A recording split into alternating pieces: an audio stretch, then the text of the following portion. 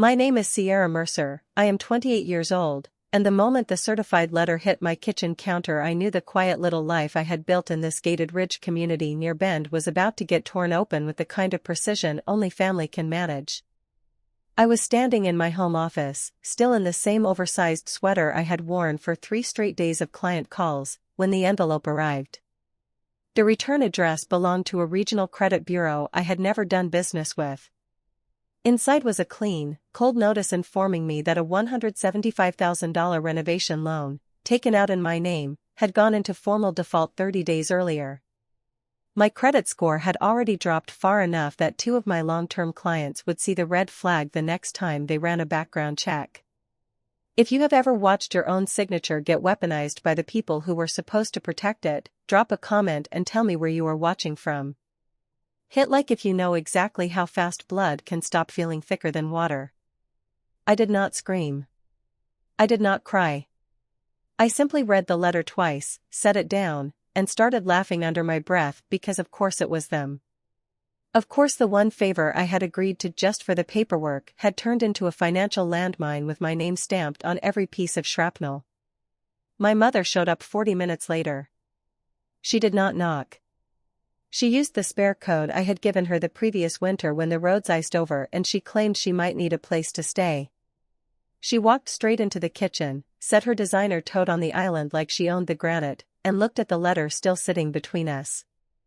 "You need to handle this quietly," she said, voice already sharpening into that familiar mix of concern and command. "Your aunt and I have talked. The community does not need to know the details. You will simply tell anyone who asks that the loan was your idea and you are taking full responsibility." I stared at her. "It was never my idea. You and my aunt sat at this exact table and told me the cabin renovation was a temporary bridge loan for a family investment property. You said the payments would come from the rental income. You said my name was only needed for the rate." She waved one hand like I was reciting weather. "Details. The point is your credit is stronger than either of ours. That is why we used it. Now the project ran into complications and the bank is calling. If this becomes public, people in this ridge will talk. Your aunt has board positions. I have friendships that took decades to build. You are 28 and single. You can recover. We cannot." The sarcasm that lives permanently under my ribs finally pushed its way out. "So the plan is I publicly claim I was the irresponsible one who sank a $175,000 loan into a cabin I never even visited, just so the 2 of you can keep smiling at the neighborhood association meetings?" "Do not be dramatic," my mother replied. "It is called protecting the family name. Your aunt already spoke with the bank officer. She explained that you have been under a lot of stress with your consulting work and may have overextended yourself. They are willing to work with us if you sign the acknowledgement of sole responsibility by Friday." I felt the floor tilt. She told them I was the one who overextended myself? She protected all of us. That is what family does. I walked past her, pulled my laptop closer, and opened the folder I had stupidly labeled Family Cabin, Temporary. Every document I had signed months earlier was still there, every page carrying the same cheerful subject line from my aunt: "Just need your signature for the rate, sweetheart. Everything else is already handled." I had trusted the blood. That was the first mistake. While my mother continued talking about reputation and community standing, I opened a second browser tab and logged into the private portal the bank had listed on the default notice. The payment history loaded slowly. 3 large withdrawals appeared in the first 60 days after closing, none of them connected to any contractor I recognized. Each transfer had been initiated with dual authorization, my digital signature and my aunt's. I turned the screen so my mother could see it. "Explain these." She barely glanced. "Your aunt managed the construction draws. That is normal. There was no construction. I drove past that cabin last month on my way back from a client meeting. The roof is still original. The porch is still rotting. Nothing has been renovated." My mother's expression tightened into something colder. "You are not a contractor. You do not understand project timelines. The important thing is you sign the acknowledgement so the bank stops calling both of us. Your aunt has already prepared a short statement for the neighborhood newsletter if anyone asks. It frames this as a personal financial misstep on your part.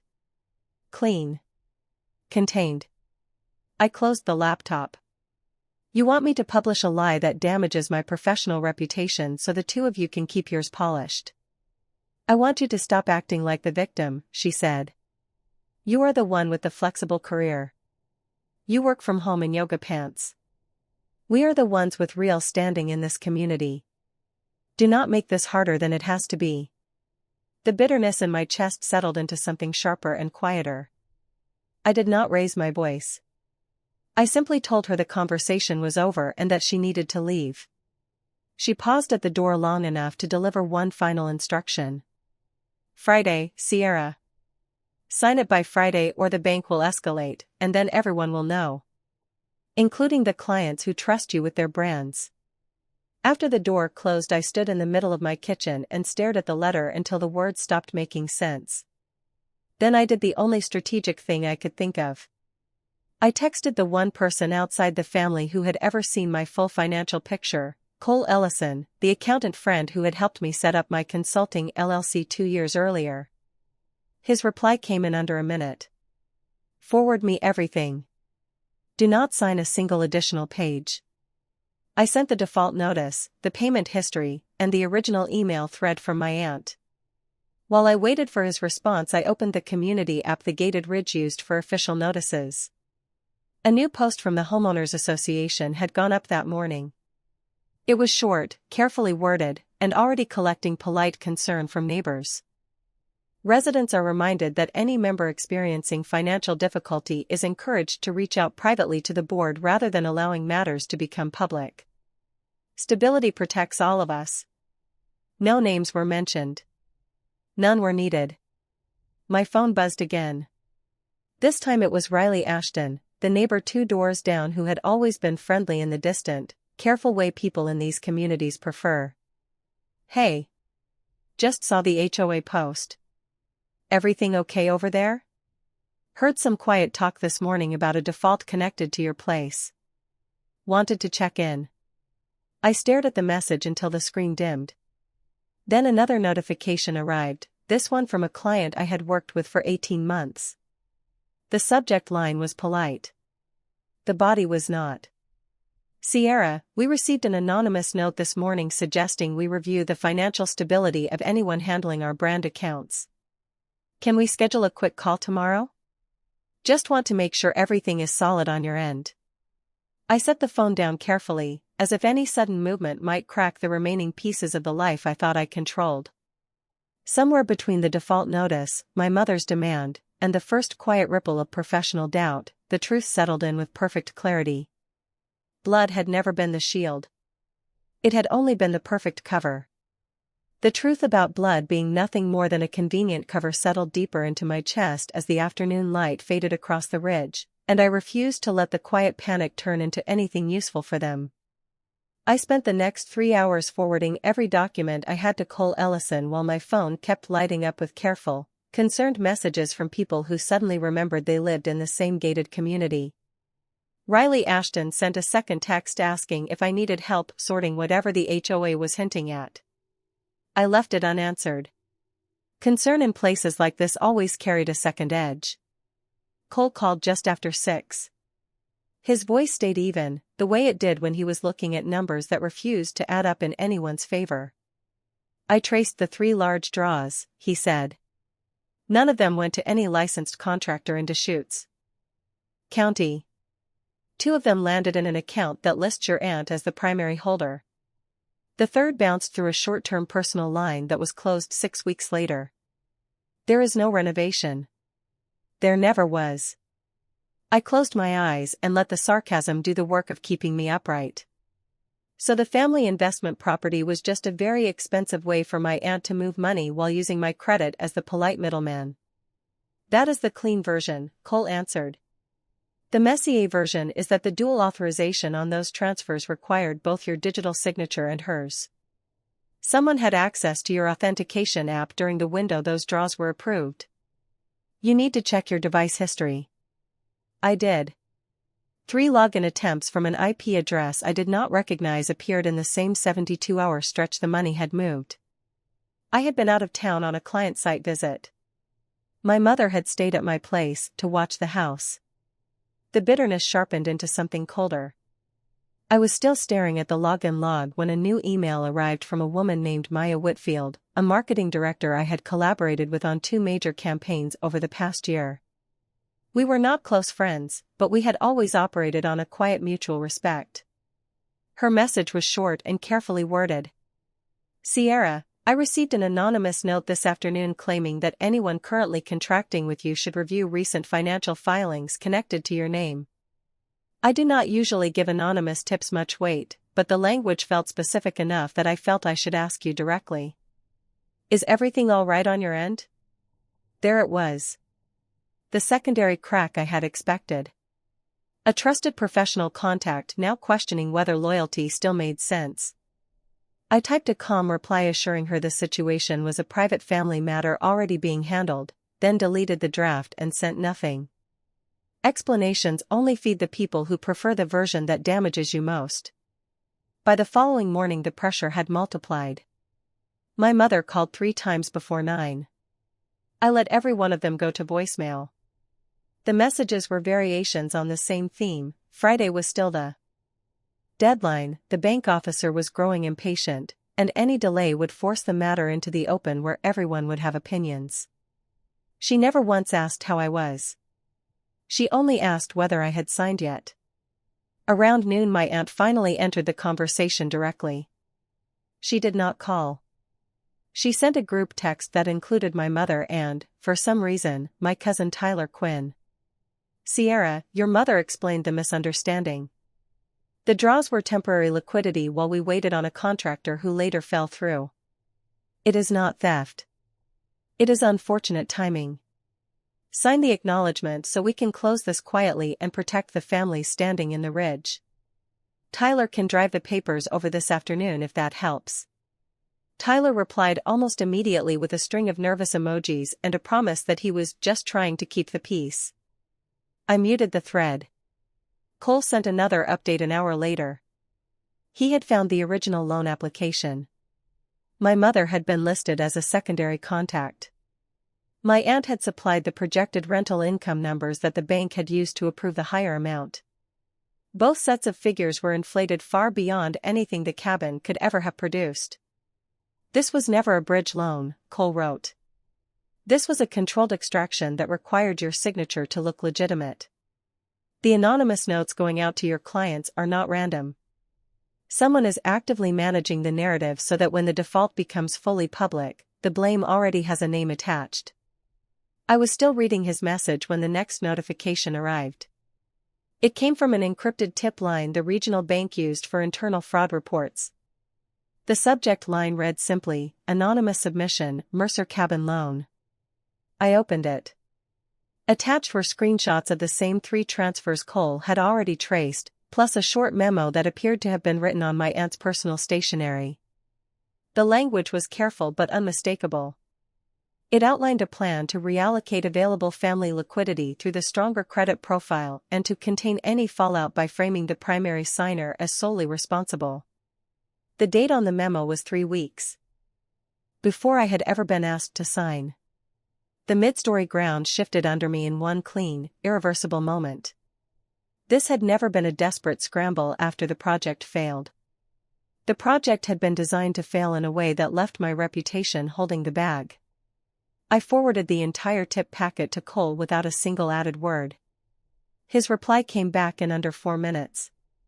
This changes the legal exposure for both of them. Do not confront anyone yet. Let me finish mapping the full path of the funds. In the meantime, document every message and every call. The more they push you to sign, the clearer the coercion becomes. I was still sitting with that advice when the doorbell rang. Through the side window I saw my mother's car in the driveway and my aunt standing beside her, both of them wearing the composed expressions people in this community practice for difficult conversations. They had brought a folder. I did not open the door. I stood in the hallway and watched them wait, then watched them leave a thick envelope on the mat and drive away. Inside the envelope was a single page already signed by both of them. It was a formal request that I acknowledge sole responsibility for the default and authorize the bank to release any further inquiry against the secondary parties. The deadline at the bottom was still Friday. Underneath the formal language, someone had handwritten one additional sentence in my mother's precise script. If you force this into the open, the community will remember who chose drama over family. I set the page on the kitchen counter next to the original default notice and the anonymous tip packet. 3 documents. 1 clear picture. My phone buzzed again. Maya Whitfield had sent a second message. I am going to need to pause our current project until this is resolved. Nothing personal. Just protecting the brand. I hope you understand. I understood perfectly. Reputation in a place like this is a shared currency, and the people who raised me had already decided mine was the cheapest to spend. I sat down at the island, opened a new encrypted folder, and began labeling every file with the same cold precision I used for client audits. The next move belonged to me, but the cost of making it was already visible in the growing silence from people who had once called themselves colleagues and neighbors. Friday was still 2 days away. And the ridge was already choosing sides. Friday arrived with the same dry mountain light that always made the ridge look more expensive than it felt, and I spent the morning doing the one thing neither my mother nor my aunt had ever expected from me. I stayed silent.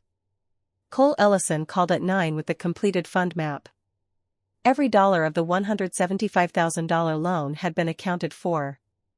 2 large transfers had settled into an account controlled solely by my aunt. The third had covered personal credit cards belonging to both women. There was no contractor. There was no renovation. There was only a carefully constructed paper trail designed to make my signature the only one left holding the debt. I can take this to the bank's fraud unit today, Cole said. The memo alone is enough to open an internal review. I looked at the 3 documents still sitting on my kitchen island, the default notice, the signed demand for sole responsibility, and the anonymous tip packet that had arrived 2 days earlier. The tip had already done part of its work. Maya Whitfield had paused our project. 2 other clients had sent polite emails requesting temporary holds. Riley Ashton had stopped texting. The ridge was choosing sides without ever needing a public announcement. Do not send it yet, I told Cole. I need 1 more day of quiet. He did not argue.